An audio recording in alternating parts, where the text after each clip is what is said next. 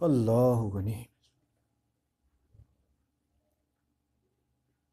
نحمدہ ونصلی ونسلم علی سیدنا و مولانا محمد رسول النبی الامین المکین الحنین الکریم الرؤوف الرحیم اما بعد فاعوذ باللہ من الشیطان الرجیم بسم اللہ الرحمن الرحیم۔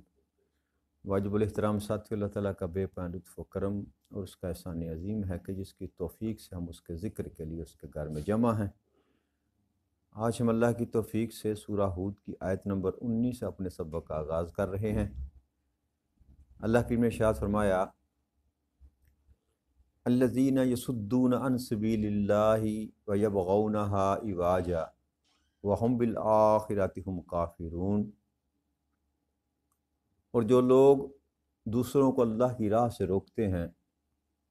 اور اس میں کجی تلاش کرتے ہیں، وہی لوگ آخرت کے منکر ہیں۔ اولئک لم یکون معجزین فی الارض وما کان لهم من دون اللہ من اولیاء یضاعف لهم العذاب ما كانوا یستطیعون السمع وما كانوا یبصرون اولئک الذین خسروا انفسهم وضل عنهم ما كانوا یفترون لا جرم انہم فی الآخرۃ هم الاخسرون۔ جو لوگ اللہ کی زمین میں اللہ کو عاجز نہیں کر سکے اور نہ اللہ کے سوا ان کا کوئی مددگار ہے، ان کے لیے عذاب دگنا کر دیا جائے گا، کیونکہ نہ وہ حق سننے کی طاقت رکھتے تھے نہ حق دیکھ سکتے تھے۔ تو یہ اللہ کریم ان لوگوں کا ذکر کر رہا ہے جو کفر کا ارتکاب کرتے ہیں اور پھر اللہ کی ذات پر بہتان باندھتے ہیں،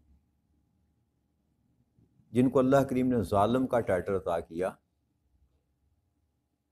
اور ان کی یہ بھی خصلت اللہ کریم نے بیان فرمائی کہ یہ ایسے بدبخت ہیں کہ خود بھی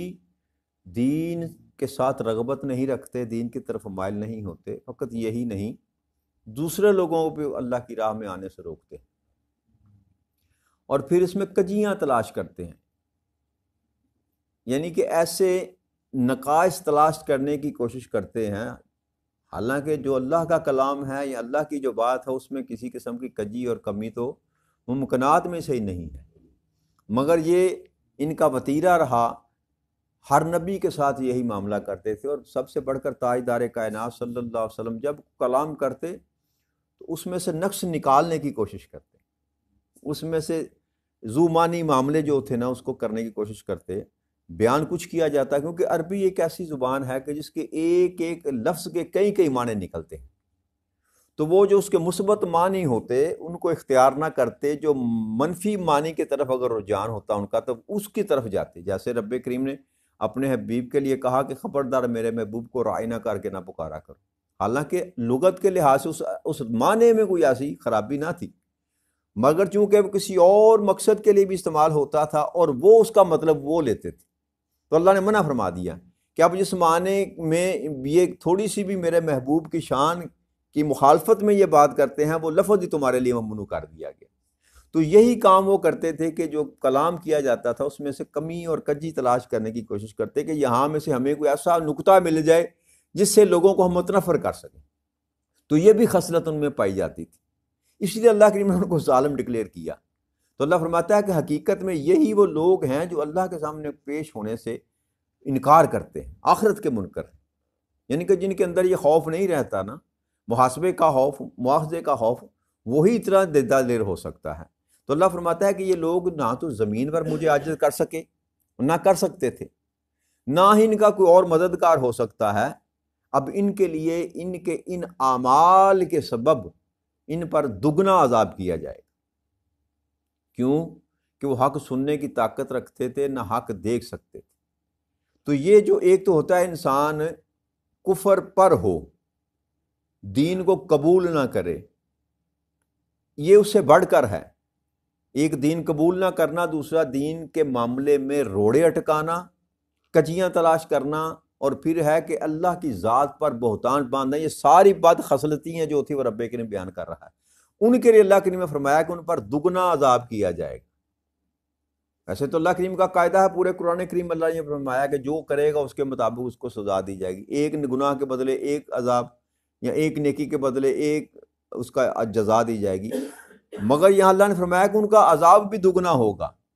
اس سے مراد یہ نہیں ہے کہ اللہ وہ جو وہ عدل نہیں کرے گا کہ گناہ تو انہوں نے ایک کیا مگر عذاب دگنا دے گا، نہ، اس گناہ کی سزا ہی دگنی ہے،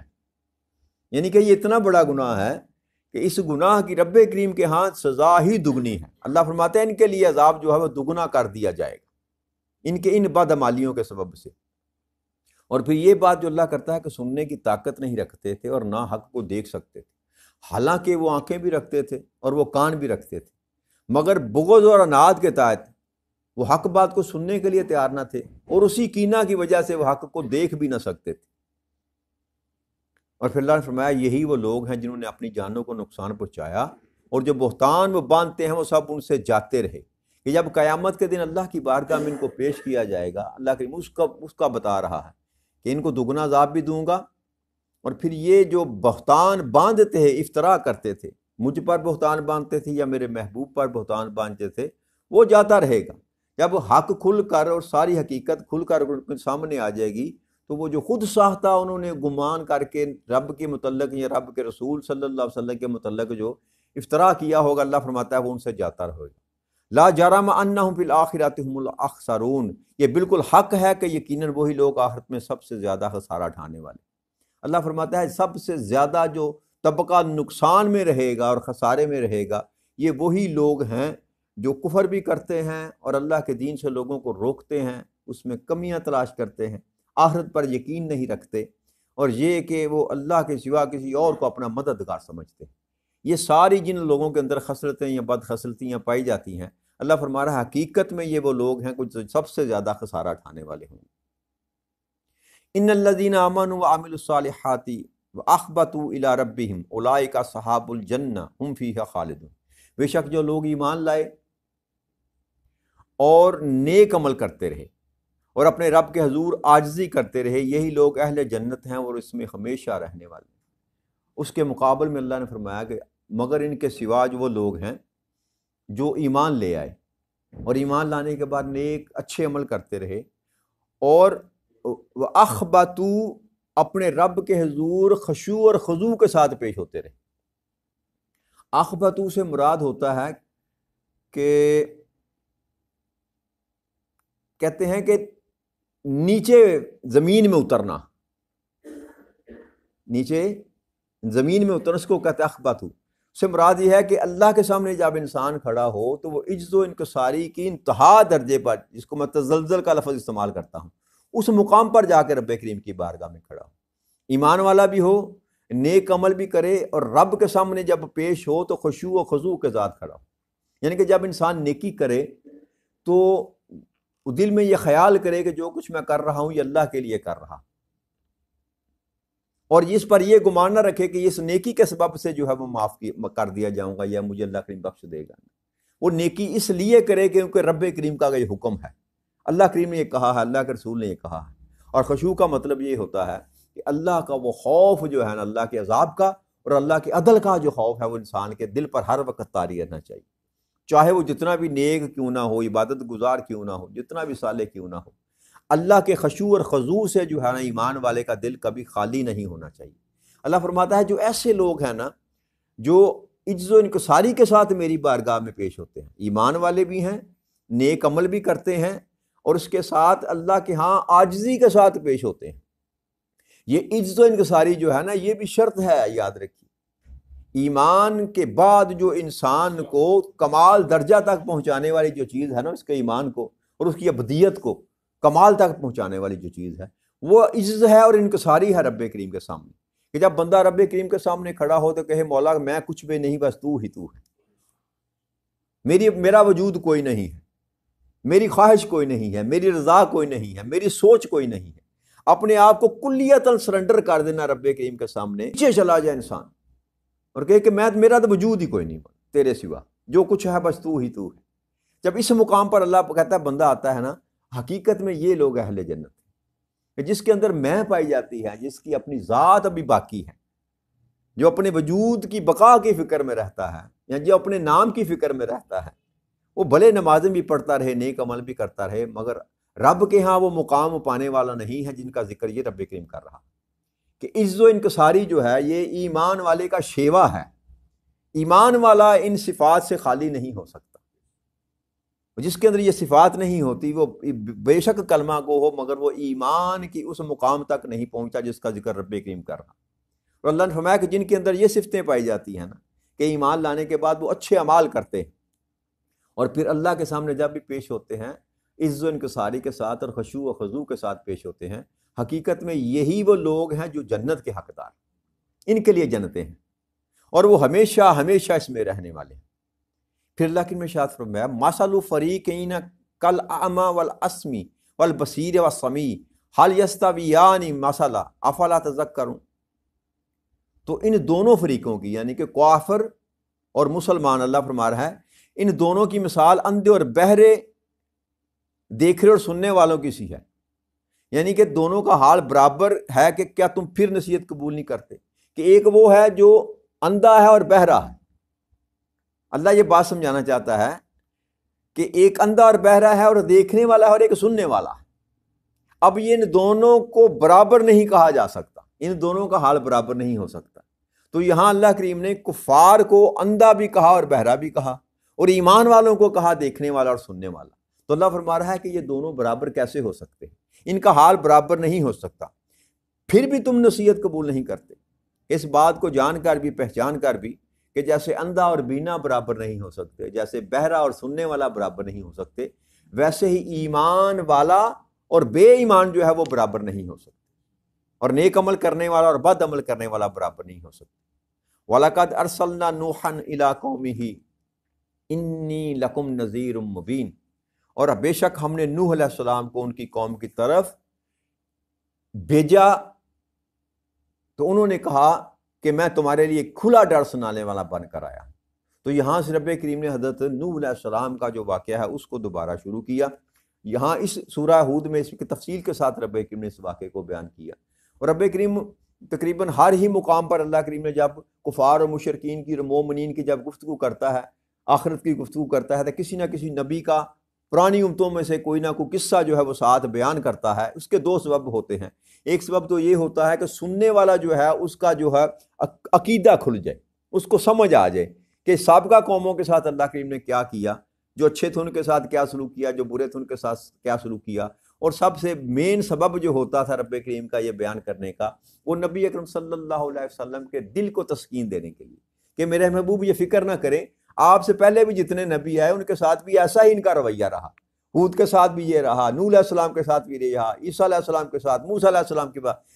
جس نبی کا بھی اللہ کریم نے قرآن کریم میں ذکر کیا، اس کا مقصد یہی تھا کہ اپنے محبوب کے دل کو ڈاس بندانی، کہ آپ ان کے اس طرح کے معاملات سے آپ غمگین نہ ہوا کریں، یہ میرے ہر نبی کے ساتھ ہی ایسا کرتے رہے. تو یہاں بھی اللہ کریم نے اسی طرح پھر یہاں پر حضرت نوح علیہ السلام کا جو ہے نا اس واقعے کو یہاں شروع کیا اور فرمایا کہ میں نے نوح علیہ السلام کو ان کی قوم کی طرف بھیجا تو انہوں نے یہ کہا کہ میں تمہیں کھلا ڈر سنانے والا بن کر آیا ہوں. اللہ تعبدوا الا اللہ انی اخاف علیکم عذاب یوم علیم، کہ تم اللہ کے سوا کسی کی عبادت نہ کرو، میں تم پر دردناک دن کے عذاب کی آمد کا خوف رکھتا ہوں. فقال الملأ الذین کفروا من قومہ ما نراک الا بشرا مثلنا وما نراک اتبعک الا الذین هم ارادوا لنا بادی الرأی وما نرى لكم علینا من فضل بل نظنکم کاذبین. فرمایا سو ان کی قوم کے کفر کرنے والے جو بڑے لوگ تھے، سردار، امراء، وڈیرے، انہوں نے کہا کہ ہم تو تمہیں اپنے ہی جیسا بشر جانتے ہیں، دیکھتے ہیں، تم ہمیں دیکھنے میں تو ہمیں اپنے ہی جیسے نظر آتے ہو، اور ہم نے کسی بھی معزز انسان کو تمہاری پیروی کرتے ہوئے نہیں دیکھا سوائے ہمارے معاشرے کے سطحی لوگ جو ہیں، یعنی کہ نچلے طبقے جو لوگ رہیں وہی تمہارے پیچھے لگے ہوئے ہیں. پست اور حقیر لوگوں کے سوا ہم نے کسی شخص کو تمہاری پیروی کرتے ہوئے نہیں دیکھا، کہ ہم تمہارے اندر اپنے اوپر کوئی فضیلت اور برتری بھی نہیں دیکھتے، بلکہ ہم تو تمہیں جھوٹا سمجھتے ہیں. استغفر اللہ. تو یہ ساری وہی تہمتیں تھیں جو ہر نبی پر ان کی امتوں نے لگائیں. پہلا جو ہر نبی اور ہر رسول پر جو اعتراض کیا جاتا تھا وہ یہی تھا کہ آپ تو ہمارے جیسے ہیں بشر ہونے میں، جیسے ہم انسان ہیں ویسے ہی آپ انسان ہیں۔ یہ سب سے پہلا جو تھا، یہی اعتراض نبی اکرم صلی اللہ علیہ وآلہ وسلم پر بھی کیا جاتا تھا۔ اس کے جواب میں اللہ نے فرمایا کہ آپ ان سے کہہ دیں کہ ہاں میں تمہارے جیسا ہی بشر ہوں، مگر مجھ پر وحی کی جاتی۔ تو یہ استثناء جو ہے نا، یہ ہر بشر ہونے میں تو ہر نبی انسانوں جیسا ہے، کیونکہ جب آیا انسانوں کی طرف ہے، جیسے قرآن کریم میں اللہ کے ارشاد فرمایا نا کہ اگر میں انسانوں کے سوا فرشتے اگر زمین پر ہوتے تو فرشتوں کو ان کا رسول بنا کر بھیجتا، اور اگر تمہارے کہنے کے مطابق اگر فرشتے آ جاتے تو پھر تمہارا نام و نشان بھی نہ رہتا، کیونکہ فرشتے جب زمین پر نازل ہوتے ہیں تو وہ اللہ کا امر لے کر نازل ہوتے ہیں۔ تو یہ جو اعتراض تھا جو اللہ بتا رہا ہے میرے محبوب، یہ ہر نبی کے ساتھ انہوں نے یہی کہا کہ تم تو ہمارے جیسے بشر ہو۔ اور پھر دوسرا، ہر نبی کے ساتھ جو لوگ جڑے معاشرے میں سے، وہ پسے ہوئے طبقات کے لوگ جو تو نبیوں کے ساتھ جڑتے رہے آغاز میں،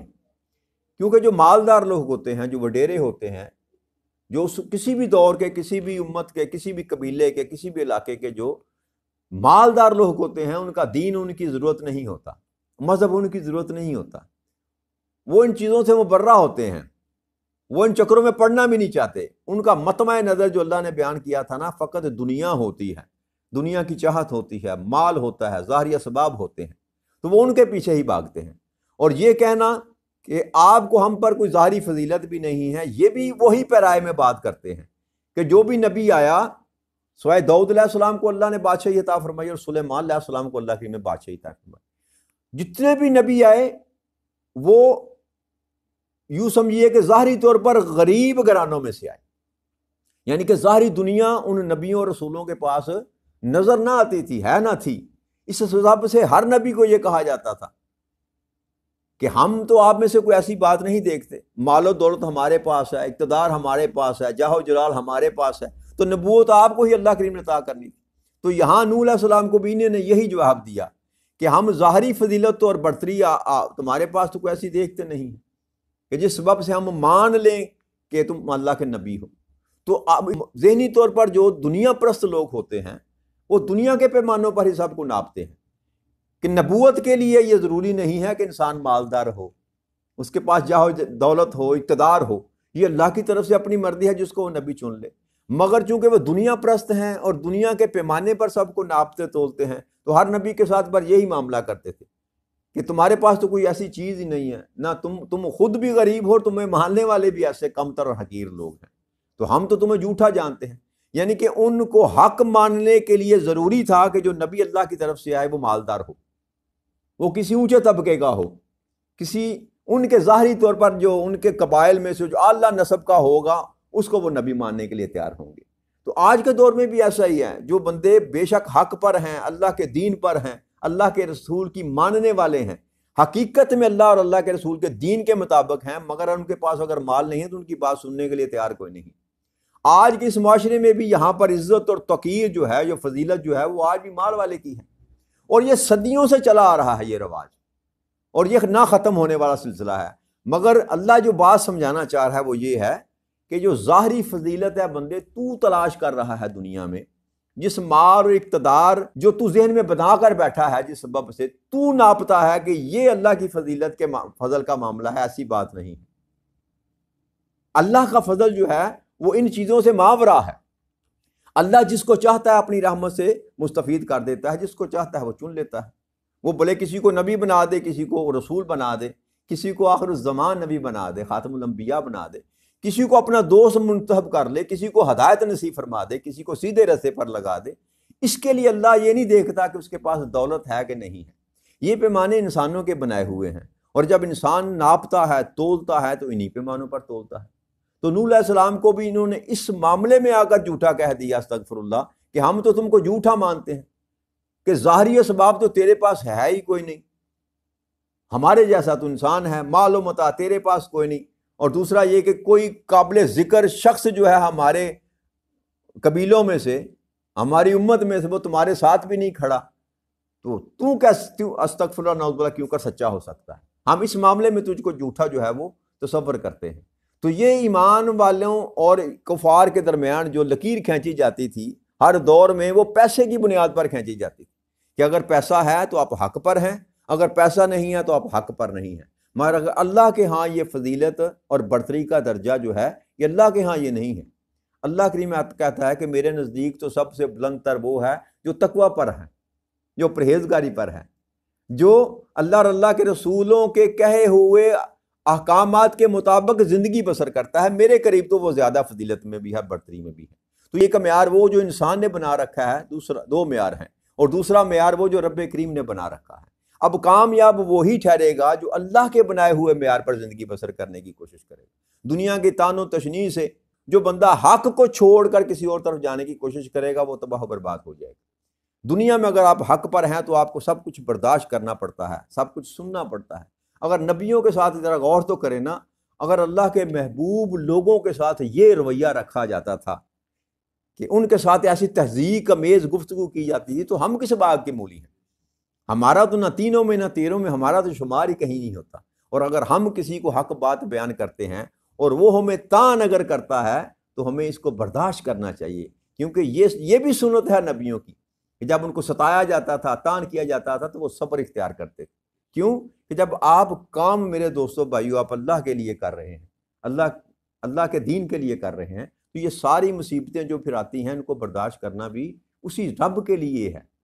تو لہٰذا یہ انسان کی تلقین کے لیے بات رب کریم بار بار کرتا ہے کہ میرے نبیوں کو ایسے ستایا گیا، میرے نبیوں کے ساتھ ایسے معاملہ کیا، تو یہ حق والے کی یہ پہچان ہے کہ وہ ستایا بھی جائے گا، اس کی مخالفت بھی ہوگی۔ حضرت علی کرم اللہ کا قول ہے نا، آپ نے فرمایا کہ جو ستایا نہ جائے، جس کا کوئی مخالف نہ ہو معاشرے میں، سمجھ لیجئے کہ وہ حق پر نہیں۔